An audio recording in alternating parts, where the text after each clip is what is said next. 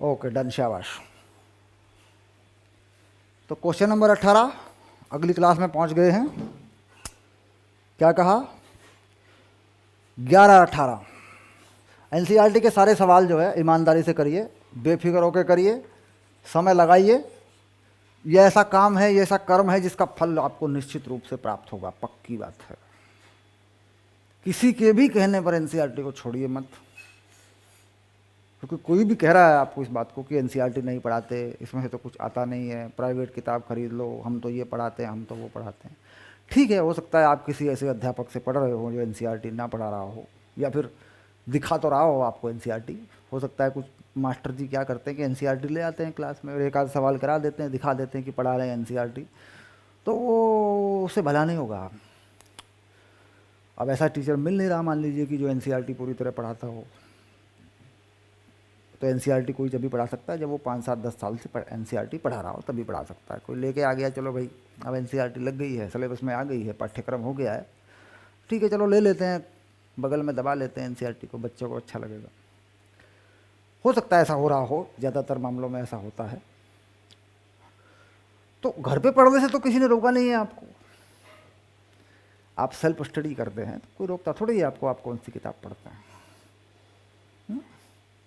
तो घर पे पढ़िए, मदद लीजिए, इंटरनेट की मदद लीजिए, बेसिक चीज़ें कैसी भी पढ़ लीजिए, ट्यूशन में पढ़ लीजिए, स्कूल में पढ़ लीजिए, परिभाषाएं, फार्मूले वार्मूले कहीं से भी पढ़ लीजिए, सब चलेगा, कोई समस्या नहीं है। लेकिन जहाँ तक स्टैंडर्ड मेंटेन करने की बात है, जो मानक है, जो स्टैंडर्ड है, वो एनसीईआरटी का है, उसको पूरे करिए। उसका तरीका सिंपल क्या है कि भाई कोई सवाल मत छोड़िएगा, एनसीईआरटी की भाषा में कहीं कुछ उलझन है उसको क्लियर करिए, एनसीईआरटी क्या कह रही है इसको देखिए, कितने कंसेप्ट उसमें दिए गए हैं इसको देखिए, उसके आधार पे कोई नोट्स बनाना है वो भी बनाइए, कॉपी बनानी है वो भी बनाइए, सारे ताम झाम जितने भी करने हैं आप करिए, लेकिन एनसीईआरटी में से कुछ छोड़िए मत। अगर आप ऐसा करेंगे तो निश्चित रूप से आपको इसका फल मिलेगा ही मिलेगा, ठीक। क्योंकि आधार क्या है, परीक्षाओं का आधार क्या है, मापदंड क्या है। चलिए क्वेश्चन नंबर 18, किसी पीतल के बॉयलर की पेंदी का क्षेत्रफल 0.15 मीटर स्क्वायर है तथा मोटाई 1 सेंटीमीटर है। किसी गैस स्टोव पर रखने पर इसमें 6 किलोग्राम प्रति मिनट की दर से जल उबलता है। तो पानी उबलता है 100 डिग्री सेल्सियस पर, ये मान के चलेंगे आप। बॉयलर के संपर्क की ज्वाला के भाग का ताप आकलित कीजिए। पीतल की ऊष्मा चालकता इतनी है, जल की वाष्पन की ऊष्मा 2256 गुणा 10 की घात जूल प्रति किलोग्राम है। मतलब वही कहानी हो गई कि प्रति मिनट की दर से जल उबलता है। तो प्रति मिनट की दर से मान लीजिए जल उबलता है तो कितनी ऊष्मा चाहिए, तो ये प्रति सेकंड पे आप इसको लगा लेंगे। 6 किलोग्राम प्रति मिनट है, तो 6 किलोग्राम प्रति सेकंड हो गया, किलोग्राम प्रति सेकंड की दर से जल उबलता है। ओके, और 1 किलोग्राम जल उबलता है मान लीजिए, तो उसकी ऊष्मा कितनी, उसकी है 2256 10 की पावर 3, 2256 गुना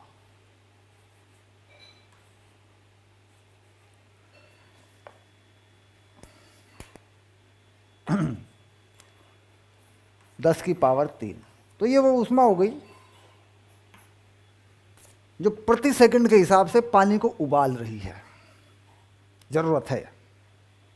अच्छा, ऊष्मा प्रवाह की दर जो तली में से घुस रहा है, ऊष्मा घुस रही है, मान लीजिए स्टोव के ऊपर रखा है कोई बर्तन, यहाँ कोई बर्तन रखा है मान लीजिए ऐसे, और नीचे से जो है कोई गैस बर्नर लगा रखा है तुमने ऐसे, और ये इसमें ऊष्मा जो है घुस रही है तली में से। तो तली की जो मोटाई है ये वाली जिसमें से ऊष्मा जा रही है, ये वाली, इसका डाटा क्या कह रहा है, इसका कह रहा है के a T higher minus T lower, और जो ये मोटाई है ना ये वाली इसमें से घुस रहा है, इसको आप कह रहे हैं डी, या कुछ और मान लो, एल मान लो, जो मानना है मान लो। तो ये कहानी हो रही है। तो पानी जो उबल रहा है यहाँ, जहाँ से पानी के बुलबुले चल रहे हैं पानी के, ये तापमान है 100 डिग्री सेल्सियस, और यहाँ से जो ज्वाला है ये तापमान है टी हायर, गर्म हो रहा है क्योंकि पानी 100 पे ही उबलेगा ना पानी का जो उबलने का तापमान है वो कितना है? 100 है, क्वथनांक। अच्छा, क्या होता है ये पानी उबलता है जिस पे? द्रव्य का वाष्प दाब, जब वायुमंडल दाब के बराबर हो जाता है, जिस ताप पर क्या बोलते हैं उसको? बॉइलिंग पॉइंट, मतलब उस पर उबलता है, क्वथनांक। खैर और अलग बात है। तो दाब के साथ बदलने वाली चीज़ हो गई ना फिर ये तो, बॉइलिंग पॉइंट। खैर अब बात आ गई सर, वाष्प दाब वायुमंडल दाब के बराबर होगा। वाष्प क्या होती है?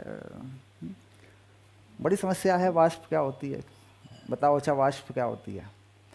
वाष्प गैस होती है क्या? ना। वाष्प द्रव होती है क्या? ना। तो फिर वाष्प क्या होती है नहीं मजे की बात। What is vapour? कोई होगा जानने वाला आस पड़ोस में, उससे पूछना कि एग्जैक्टली वेपर चीज़ क्या है, किस तरह की व्यवस्था है वेपर में।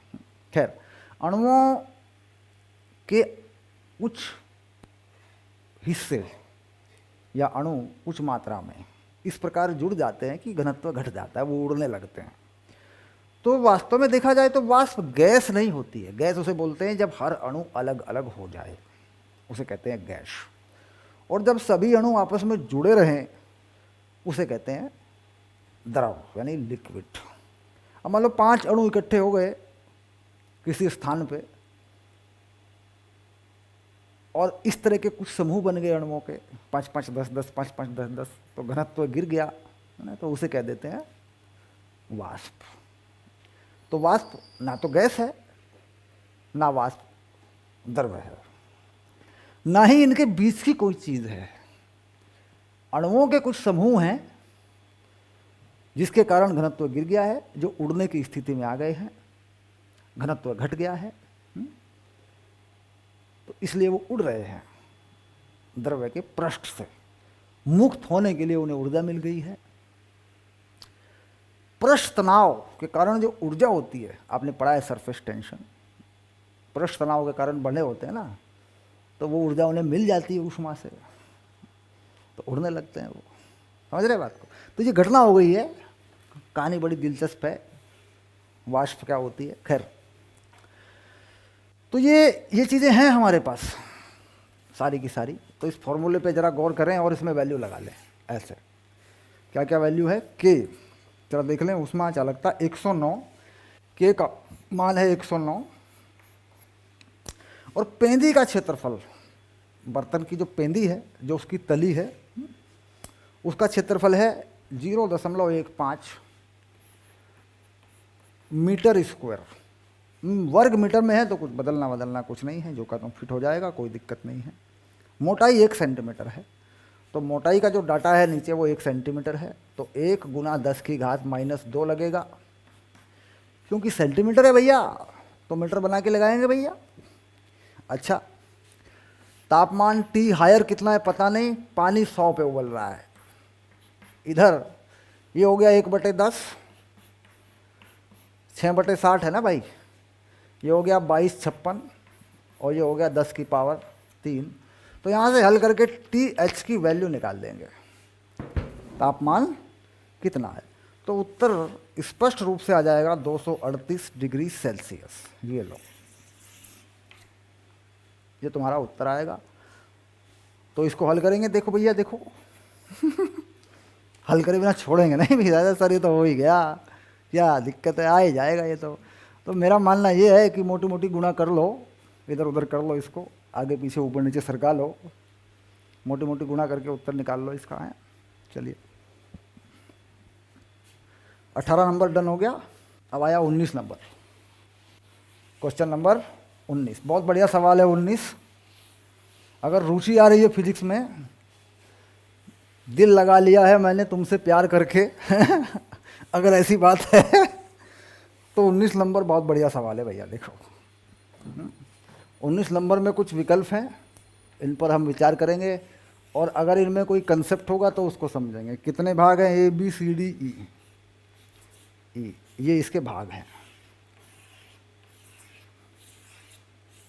ऐसे, समझ रहे हो? चलो, स्पष्ट कीजिए कि क्यों होता है ऐसा। पहला सवाल है, अधिक परावर्तकता वाले पिंड अल्प उत्सर्जक होते हैं। तो किरचॉफ ने एक नियम दिया था कि रिफ्लेक्टिविटी, एमिसिविटी और एब्जॉर्प्टिविटी, यानी एमिसिविटी, रिफ्लेक्टिविटी और एब्जॉर्प्टिविटी, ये 1 होता है। ये बात क्लियर हो जाती है। अब मान लीजिए उत्सर्जकता का मान बढ़ता है। अगर उत्सर्जकता का मान बढ़ जाता है, कोई चीज़ अगर ऊष्मा को अच्छे तरीके से उत्सर्जित करती है, तो इससे उसकी जो एब्जॉर्प्टिविटी होती है बेटा, ये भी बढ़ जाती है। काली वस्तु जिसे हम कहते हैं, ब्लैक बॉडी के कंसेप्ट पे अगर हम सोचते हैं, कोई वस्तु अगर अच्छी मात्रा में ऊष्मा ले सकती है, एब्जॉर्ब कर सकती है, तो वो उत्सर्जित भी कर सकती है, प्राकृतिक गुण है। तो ऐसे में जो प्रावर्तकता है, प्रावर्तकता है ना, लिखा हुआ नहीं है, प्रावर्तकता, रिफ्लेक्टिविटी, वो अपने आप घट जाएगी, क्योंकि उत्सर्जकता बढ़िया हो गई है, तो उसकी अवशोषित करने की जो योग्यता है वो भी, मतलब 1 लगा है तो ये परसेंट पार्ट है, प्रतिशत हिस्सा है, टोटल 1 होना चाहिए। खैर, समझ में आ गया? मतलब जो अच्छा उत्सर्जक होगा वो अच्छा अवशोषक भी होगा और बुरा परावर्तक होगा, क्योंकि टोटल 1 रहता है। तो ये बात आ गई सीधे सीधे समझ में। अब चलते हैं बी पे, इस वाले पे। कंपकपी वाले दिन लकड़ी की ट्रे की अपेक्षा पीतल का गिलास कहीं अधिक शीतल प्रतीत होता है। मतलब कंपकपी वाले दिन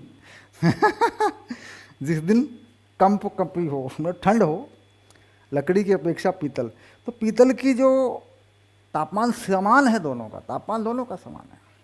भाई ठंड है, सर्दी है, मान लीजिए लकड़ी पड़ी है बाहर और एक बाहर पड़ा है पीतल का गिलास, सुबह सुबह ठंड में, तो पीतल का गिलास उठा लिया हमने, एक हाथ से लकड़ी उठा ली, तो पीतल का गिलास ठंडा लगेगा हमें। क्यों? क्योंकि हमारे शरीर की और पीतल की ऊष्मा चालकता ज़्यादा है। हमारे शरीर में से वो तेज़ी से ऊष्मा खींचेगा, हमारे शरीर का तापमान ज़्यादा है, तभी होगा ऐसा। लकड़ी की ऊष्मा चालकता क्या है? कम है, तो हमें वो उतना ठंडा नहीं लगेगा। तो ये कारण है ऊष्मा चालकता का। ठीक, सीधे सीधे ये भी डन हो गया, कोई खास बात नहीं है। सी पे आ जाइए। कोई प्रकाशिक उत्तापमापी उच्च तापों को मापने की युक्ति, मतलब थर्मोमीटर, सीधी बात है, थर्मामीटर है जो ऊंचा ताप मापता हो, जिसका अंशांकन किसी आदर्श कृष्णिका के विकिरणों के लिए किया गया है। खुले में रखे किसी लाल तप्त लोहे के टुकड़े का ताप काफ़ी कम मापता है, परंतु जब उसी लोहे के टुकड़े को भट्टी में रखते हैं तो वह ताप का सही मान मापता है। मतलब भट्टी में रखेंगे तो मान सही आएगा, और अगर विकिरण पर आधारित तापमापी का इस्तेमाल करेंगे तो ताप कम बताएगा। तो इसकी वजह यह होती है कि विकिरण पर आधारित जो युक्ति है वो वीन के नियम के हिसाब से काम करती है। वीन का नियम, लाल रंग है, लाल है, रेड हॉट है तो कैसा विकिरण निकल रहा है? लाल रंग का हो रहा है। तो लैम्डा टी ये अचर होता है। अच्छा, लाल रंग के लिए लैम्डा का मान क्या होता है? अधिक होता है। तो लैम्डा लाल ये अधिक है। आप जानते हैं लाल रंग का तरंगदैर्ध्य अधिक होता है, अतः टी कम है। कम होगा कि नहीं होगा बताओ? तो ये क्या बताएगा कि तापमान कम है, क्योंकि ये केवल लाल रंग के हिसाब से ही तापमान का निर्धारण कर देगा, क्योंकि ये विकिरण पर आधारित युक्ति है और विकिरण के हिसाब से वीन का नियम लागू हो जाता है। जब हम इस लोहे के टुकड़े को कहीं और किसी और चीज़ से मापेंगे, किसी और तापमापी से मापेंगे, तो वो इसका ताप ज़्यादा बताएगा, क्योंकि वो तो ऊष्मा के हिसाब से बताता है, ऊष्मा की मात्रा के हिसाब से बताता है। वो लैम्डा टी के हिसाब से नहीं बताता है, वीन के नियम के हिसाब से नहीं बताता। वीन का नियम तरंगदैर्ध्य किस रंग का ज़्यादा है इसके हिसाब से ताप बताता है। और जो ऊष्मा मापी है पूरी तरह ऊष्मा का मेजरमेंट करता है, वो रंग के हिसाब से नहीं बताता, वो ऊष्मा की मात्रा किस दर से ट्रांसफ़र हो रही है, उच्च ताप से निम्न ताप को ऊष्मा जाती है, उसको काउंट करके वो चीज़ बताता है। तो इसलिए ये जो डिवाइस है ज़्यादा तापमान मापने वाली विन के हिसाब से चल रही है, तो इसमें गड़बड़ी यही हो जाती है कि ये उस रंग, जो रंग निकल रहा है गर्म होके बॉडी में से, उस रंग के हिसाब से ताप बताती है। खैर चलिए, समझ में आ गया होगा मामला। डी, बिना वातावरण के पृथ्वी अशरणीय शीतल हो जाएगी। बिना वातावरण के मतलब इतनी ठंडी हो जाएगी, सीधी सी बात यह है, पृथ्वी स्पष्ट कीजिए कि अशरणीय हो जाएगी, मतलब रह नहीं पाएंगे। इतनी ठंडी हो जाएगी कि, तो वातावरण में क्या, वातावरण में विकिरण अवशोषित रहता है, एक ऊष्मा रहती है, बस सिंपल सा मैटर है और कुछ नहीं। वातावरण जो है विकिरण को अवशोषित करके रखता है, जो सूर्य से ऊर्जा प्राप्त होती है उस विकिरण को अवशोषित करके रखता है, ऊष्मा की एक मात्रा ऊर्जा के रूप में रखता है। अब वातावरण नहीं रहेगा तो केस खत्म, ठंडा, क्योंकि गैसें हैं वो बदल रही हैं, वो परिवर्तन के लिए जिम्मेदार हैं। तो तापमान गिर जाएगा, सीधी सी बात है। पर वो तो फिर और भी कारण आ जाते हैं कि मान लीजिए ऊपर एक ओजोन लेयर है जी, अगर वातावरण ही नहीं रहेगा, ओजोन लेयर गई, ये लेयर गई, वो लेयर गई, तो वो ओजोन लेयर वो बहुत ऊपर की बात है, ये वातावरण की बात कर रहे हैं, सामान्य वातावरण की बात कर रहे हैं। तो वातावरण क्या करता है, विकिरण की मात्रा को अवशोषित करके रखता है, वायुमंडल को गर्म रखता है। ठीक, अगर वातावरण हट जाएगा तो विकिरण सीधा पृथ्वी पे आएगा, ओजोन लेयर में से निकल के आ गया मान लो, तो गर्म कौन रखेगा उसको, वो गिर जाना है। भाई जरूरी थोड़ी है, पृथ्वी क्या करेगी, रिफ्लेक्ट कर देगी, उसको परावर्तित कर देगी, पृथ्वी एक रिफ्लेक्टर बन जाएगी, रखेगी ही नहीं विकिरण को। अवशोषण होना चाहिए, तो पृथ्वी कैसे काम करेगी, ये ब्लैक बॉडी की तरह काम कर जाएगी। नहीं, ब्लैक बॉडी की तरह काम नहीं करेगी, ब्लैक बॉडी की तरह काम करेगा लगभग वातावरण। सूर्य से विकिरण आया, वातावरण ने रोक लिया, अवशोषण कर लिया, तो गर्मी बना दी। अब वातावरण को हटा दिया, सूर्य से विकिरण आया, पृथ्वी ने वापस फेंक दिया, तो क्या होना है, ऊर्जा रुकी नहीं पृथ्वी के पास, तो ठंडा होना है उसको, फिर गर्मी करने वाला तो कोई है नहीं। खैर सरल सवाल है। ई, भाप के परिचालन पर आधारित तापन निकाय तप्त जल के परिचालन पर आधारित निकायों की अपेक्षा भवनों को उष्ण बनाने में अधिक दक्ष होते हैं। भाप के परिचालन पर आधारित तापन निकाय तप्त जल के परिचालन पर आधारित निकायों की अपेक्षा भवनों को उष्ण बनाने में, तो भाप का फैक्टर क्या है, यहाँ पे क्या होता है कि जो पानी के वाष्पन की ऊष्मा है उसकी मात्रा बहुत अधिक है। जैसे ही भाप, पानी में मॉइस्चर बनती है, वाष्पित भूल होती है, तो बहुत मात्रा, ये अमाउंट आपने देखा होगा, अभी भी 580 कैलोरी हो रही थी ना, हो रही थी। तो यानी भाप के पास ऊष्मा की मात्रा ज़्यादा है, बिल्कुल सिंपल सी बात है। भाप अगर कहीं कहीं पानी बनेगी, आएगी, जल में बदलेगी, तो बहुत ज़्यादा ऊष्मा देने वाली है वो। तो भाप के पास ऊष्मा की मात्रा उसी मात्रा का भाप, उसी मात्रा का जल, तो जल की तुलना में कहीं ज़्यादा होती है। तो इसलिए भाप का इस्तेमाल करें तो गर्मी ज़्यादा आने वाली है, क्योंकि जिसके पास ऊष्मा की मात्रा ज़्यादा होगी वही जल्दी ज़्यादा गर्म तो वही करेगा। तो जल की तुलना में भाप के पास ऊष्मा की मात्रा ज़्यादा होती है, इतनी बात लिखें तो बात बन जाएगी, इससे ज़्यादा ज़रूरत नहीं बताने की कुछ भी। बाकी बहुत सारे फैक्टर हैं, लंबा खिंच जाएगा मामला। भाई भाप से ऊष्मा ज़्यादा मिल जाती है, जब वो द्रव्य में बदलती है, उसकी अवस्था परिवर्तन होती है, तो वहाँ मात्रा 580 कैलोरी पर ग्राम मिल जाएगी हमको, तो गर्मी ज़्यादा हो जाएगी। चलिए अब आया 20 नंबर, क्वेश्चन नंबर 20। तो देखा ये सवाल बढ़िया था कि नहीं था, मतलब एक कहानी थी, स्टोरी थी, कंसेप्ट था, हल्के हल्के से कंसेप्ट थे, सामान्य ज्ञान बढ़िया हो गया। मतलब इस सवाल का विचार किया सर हमने, थोड़ा सा डिस्कस किया है मैंने, बहुत ज़्यादा नहीं लिया डिटेल में, हर चीज़ को लूँ एक कहानी बना दूँ, क्योंकि चैप्टर पूरा पढ़ ही लिया है आपने, तो फैक्ट, छोटे छोटे फैक्ट मैंने बस वही रखे हैं। किसी पिंड का ताप 5 मिनट में 80 से 50 हो जाता है। यदि परिवेश का ताप 20 है तो उस समय का परिकलन कीजिए जिसमें उसका ताप 60 से 30 हो जाता है। तो न्यूटन का शीतलन नियम, न्यूटन का, ध्यान रखना ये सवाल मोस्ट इम्पोर्टेंट सवाल होता है, इसे हम मोस्ट इम्पोर्टेंट कहते हैं, चाहे वो जेई वाला फंडा हो, है ना, चाहे वो नीट वाला फंडा हो, मोस्ट इम्पोर्टेंट क्वेश्चन होता है ये। न्यूटन का शीतलन नियम,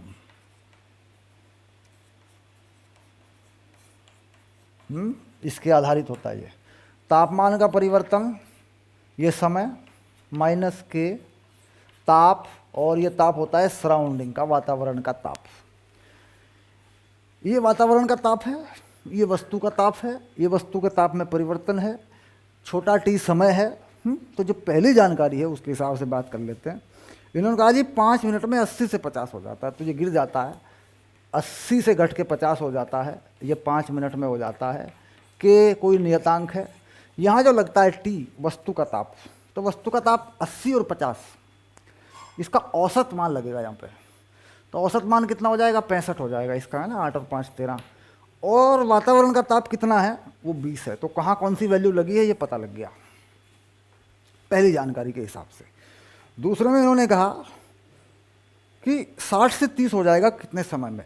अगला समय है 60 से होना है 30, समय को टी मान लिया, फिर से के लगा दिया, 60 और 30 के बीच की जो वैल्यू है वो 45 बन जाएगी, और वातावरण का ताप 20 रहेगा। ये समीकरण नंबर 1 हो जाएगी, ये समीकरण नंबर 2 हो जाएगी। समीकरण नंबर 1 और 2 को भाग कर लो दोनों तरफ। तो यहाँ देखो ये हो गया 30/5, ये 30/T हो गया। मतलब मैंने ये कर दिया कि समीकरण नंबर 1 और समीकरण नंबर 2 को ऐसे कर दिया मैंने। तो 30/5, 30/T, 30 तो कट ही गया, तो T/5 हो गया। फिर ये लो, बन जाएगा नहीं बन जाएगा मामला। अच्छा ये के इस के से कट जाएगा, यहाँ कितनी वैल्यू आ रही है, 65 में से 20 गई, ये 45 आ गया। यहाँ कितनी वैल्यू आ रही है, ये 25 आ गया। 45 में से 20 गए तो कितना आ रहा है, 5 5 25, 5 9 45। तो टी का मान आ गया 9 मिनट। समय चूंकि मिनट में चल रहा है तो उत्तर मिनट में ही प्राप्त होना है। तो कौन सी चीज़ कहाँ लगी है एक बार देख लें। बता दी सारी बातें, और ऐसा एक उदाहरण भी करवाया गया है आपको। जो आखिरी उदाहरण था उस चैप्टर के अंदर वो ऐसा ही था, बिल्कुल सेम। तो जब भी न्यूमेरिकल आए न्यूटन के शीतलन नियम पे नीट में जेई में, तो इस कंसेप्ट के बेस पे वो सॉल्व हो जाता है। जबकि न्यूटन के शीतलन नियम का जो फॉर्मूला है वो ड्राइव अगर करते हैं वहाँ पर एक नया व्यंजक बन जाता है, समाकलन करके निकाला जाता है। तो वहाँ पे जाके अगर उस तरह का कोई सवाल बनता है मान लीजिए, ठीक, तो फिर वो उस हिसाब से हल होगा। लेकिन जनरली ऐसा होता नहीं, जेई मेन में या नीट में ऐसा नहीं होता है। जेई एडवांस पे जाकर अगर हम सोचते हैं तो फिर हमें उस लेवल पे उस तरह का सवाल डेवलप करना होता है। वो ठीक है, जो कंपटीशन का सेक्शन होता है हमारा, जिसमें हम जेई नीट के वीडियो स्पेशल बना के डालते हैं, तो वहाँ जाकर उस तरह का एक सवाल या 2 सवाल बना के दिखाए जाते हैं, या नहीं, इस लेवल पे नहीं, क्योंकि नॉर्मल सवाल इससे हो जाता है जो आता है। चलिए अब आगे चलते हैं। 21 और 22 2 सवाल हैं। क्वेश्चन नंबर 21 और क्वेश्चन नंबर 22। शाबाश।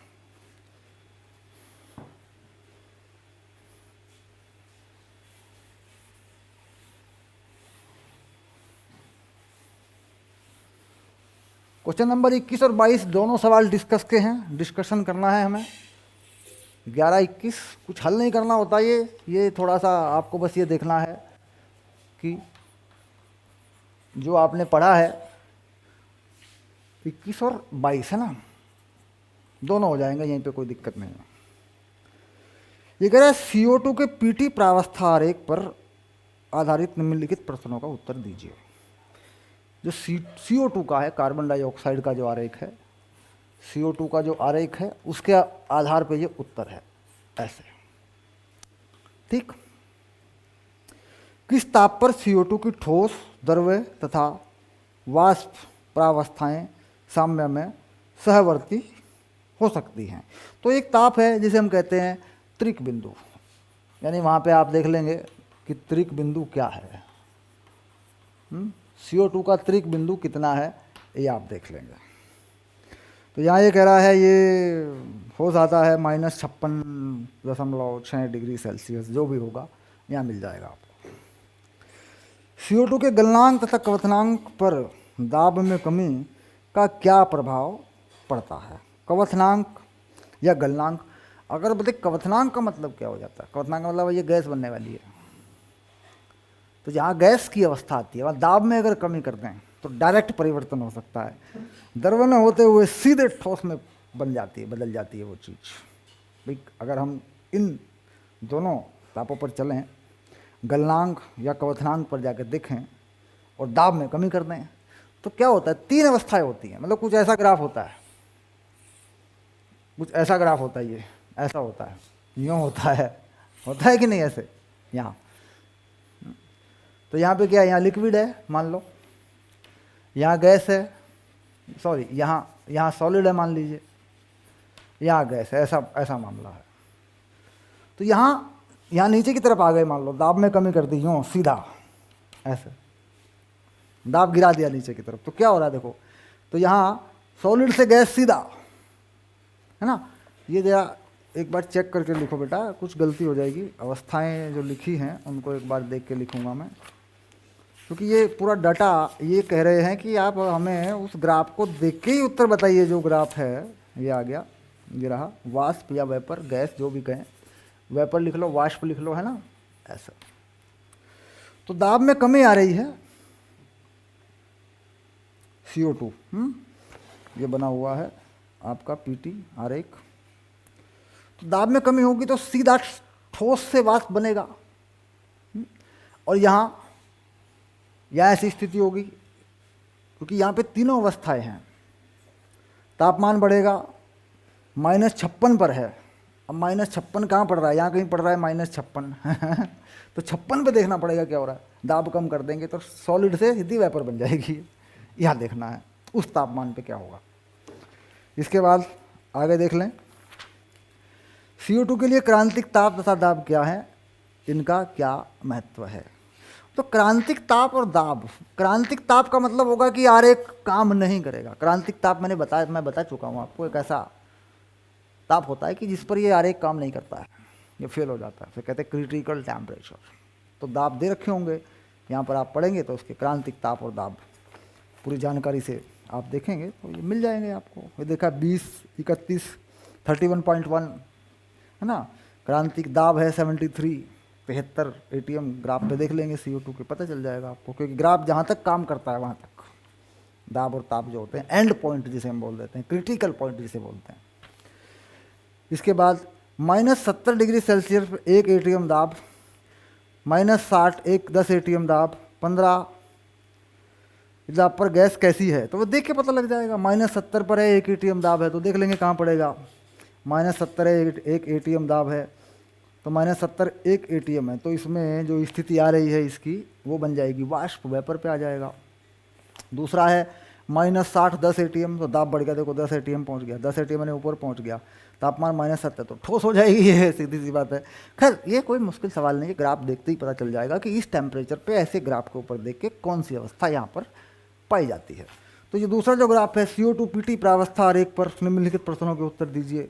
उसी आरेख पर फिर दूसरा सवाल इन्होंने बना रखा है, इसमें भी है ए वाला पार्ट है इसका, इसके ए वाले पार्ट में क्या कहा, सेम टू सेम जो आरेख है उसको महत्वपूर्ण मान रहे हैं। तो इसका मतलब हो गया कि आरेख को ठीक से समझना पड़ेगा, क्योंकि ये कंसेप्ट बेटा नीट में जाके फंसेगा, फिर सीधी बात है, आरेख फंसेगा नीट में। अगर NCERT ने 2 सवाल इस पे बना दिए हैं, बड़े बड़े 2 सवाल, तो इंपॉर्टेंट हो जाती है चीज़ हमारे लिए।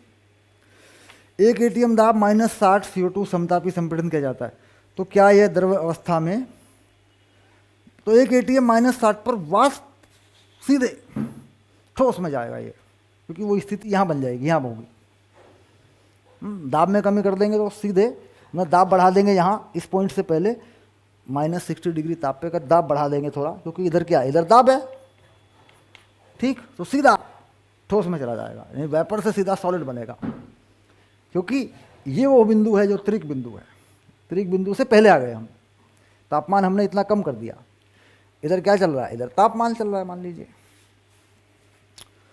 क्या होता है, 4 एटीएम दाब पर CO2 का दाब नियत रखकर कक्ष के ताप का शीतलन किया जाता है, सीधे ठोस बनेगा। यहाँ पे भी सीधी कहानी है, 4 एटीएम दाब है, CO2 है, ठंडा कर दो कमरे को, तापमान ही गिरा दो, 4 एटीएम है ना, सीधा यहीं से गुजर जाएगा, सीधे ठोस बन जाएगा। यानी यह कहानी यहीं पे हो जाएगी सीधे, क्योंकि 4 एटीएम का आंकड़ा यहीं पड़ेगा, इसी के आसपास पड़ेगा, इससे नीचे ही पड़ेगा, ठीक। 5.11 एटीएम पर है त्रिक बिंदु, तो 4 एटीएम पे हो रहा है, तो 4 एटीएम पे तो ताप गिरेगा, तो सीधा ये वाष्प से सीधा ठोस बन जाएगा। खैर इसी तरह के सवाल हैं ये। अब 10 एटीएम पे है, 65 पे है, तो 10 एटीएम दाब कहाँ पड़ रहा है ये देखो, 65 कहाँ पड़ रहा है ये देखो, है ना, ठीक। द्रव्य से वाष्प बनेगी, द्रव्य से वाष्प, ये लिक्विड है, इससे वाष्प बनेगी, यानी परिवर्तन यहाँ होगा, तापमान थोड़ा बढ़ा रहे हैं। 70 ताप है, संपीड़ित किया जाता है, रिएक्शन के लिए किन गुणों की अपेक्षा कुछ पता नहीं चलेगा, क्योंकि 70 डिग्री इस आरेख पे है ही नहीं, इस पे जो ताप है वो 31 तक है, क्रांतिक ताप से अधिक है। ये कह रहा है 70 डिग्री पे क्या होगा, 70 डिग्री सेल्सियस पे कोई आंकड़ा प्राप्त नहीं होगा, कुछ नहीं होगा, क्योंकि यहाँ पे जो तापमान है, जो क्रिटिकल पॉइंट है, वो CO2 पे 31 तक हैं, बस 31.1 डिग्री सेल्सियस तक के ताप हैं। ये आरेख इतने ही ताप तक काम कर रहे हैं, और यहाँ जो क्रांतिक दाब है वो 73 एटीएम है बस। तो इन दाबों से परे अगर लेके जाते हैं या इस ताप से बड़ा कोई ताप कर देते हैं तो कुछ पता चलने वाला नहीं है, कुछ भी हो सकता है, कुछ पता नहीं है। खैर, तो ये जो सवाल हैं 21 और 22 ये आसानी से समझ में आते हैं। जब मैंने ये आरेख बनाए थे और समझाया था इनके बारे में थोड़ा थोड़ा सा, तब इस तरफ कैसे जाते हैं, इस तरफ कैसे जाते हैं, इस तरफ कैसे जाते हैं ना, घटाते बढ़ाते हैं चीज़ों को, तो वहाँ से एक बार देख लें, पढ़ लें उसको, और एक बार इन दोनों सवालों को अच्छे से, CO2 पर आधारित हैं, CO2 का ग्राफ ये देखो, ये दे रखा है यहाँ, ये वाला, इसको देख के एक बार जरूर कर ले इसको, ठीक। मतलब अगर नीट में या जेईई में सवाल बनेगा तो ग्राफ तो नहीं देगा आपको वहाँ, लेकिन जानकारी होनी चाहिए आपको कि त्रिक बिंदु से पहले अगर दाब घटा दें तो क्या होता है, त्रिक बिंदु से पहले अगर दाब घटा दें तो क्या होता है, सॉलिड से सीधा वाष्प बनता है ना, या दाब बढ़ा दें तो सीधा वाष्प से सॉलिड बनता है। इस तरह की चीज़ें होती हैं। तो त्रिक बिंदु से पहले क्या घटना घटती है, किसको घटाने बढ़ाने पे क्या होता है, उसके बाद क्या होता है, क्रांतिक ताप इतना है, इसके बाद इतना ताप बढ़ा दिया तो क्या होगा, तो क्रांतिक ताप के बाद कुछ पता नहीं चलता क्या होता है, क्योंकि क्रांतिक ताप या क्रांतिक दाब एंड पॉइंट है, अंतिम बिंदु है, जिस पर आरेख अवस्था परिवर्तन का आरेख काम उसके बाद नहीं करता। चलिए, चैप्टर हमारा खत्म हो गया। प्रतियोगिताओं के सेक्शन में जाएंगे, वहाँ MCQ वगैरह देखेंगे, कुछ ऐसे क्वेश्चन मैं बना दूंगा जो इन बातों पे आधारित होंगे। कंसेप्ट को जो है, क्योंकि इंपॉर्टेंट चीज़ है तो क्वेश्चन मिलेंगे, कुछ ऐसे सवाल मैं बना के दूंगा आपको, उसकी कोई चिंता नहीं है। फिलहाल इतना समझ लीजिए कि ये चीज़ 21 और 22 क्वेश्चन जो नंबर जो क्वेश्चन है वो एक बार आप आरेख देख करके उसको ठीक कर लीजिए, एक बार समझ लीजिए कैसे हुआ है। Okay, bye.